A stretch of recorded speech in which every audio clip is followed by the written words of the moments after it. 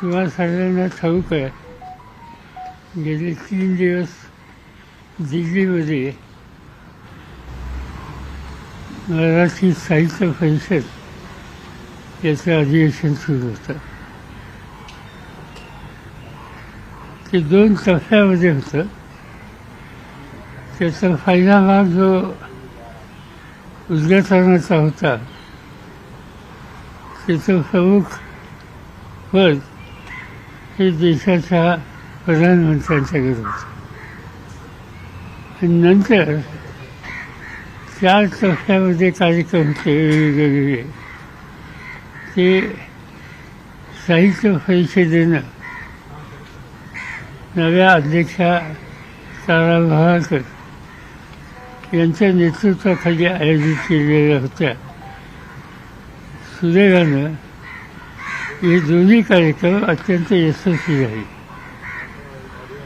प्रधानमंत्र्यांचा जो कार्यक्रम होता तो वेगळ्या ठिकाणी होता आणि तालकटोरा हे सगळ्यात मोठं स्थळ आहे तिथं दिल्लीमध्ये. तिथं नंतरचे 3 प्रोग्राम होते. साधारणतः प्रधानमंत्र्यांचा उद्घाटनाचा कार्यक्रम जो होता तो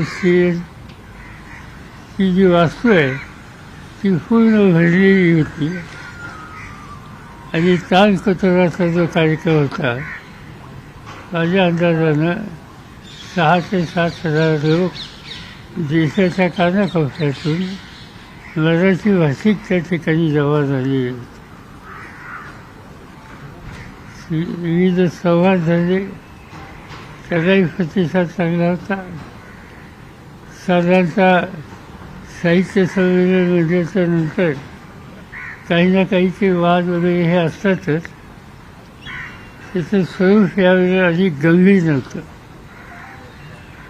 तेवढं वादाचं स्वरूप गंभीर नसल्यामुळं तसं हे अधिवेशन अतिशय यशस्वी झालं असं म्हणलं तर त्याच्यामध्ये अतिशयोक्ती होणार नाही.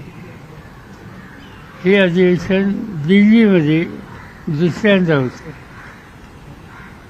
दिल्लीमध्ये पहिलं अधिवेशन जे झालं त्याचं नेतृत्व जवाहरलाल नेहरूंच्याकडे होतं, उद्घाटक. आणि त्याचं स्वागताध्यक्ष त्यावेळेचे केंद्रीय मंत्री काकासाहेब गाडगीळ होते.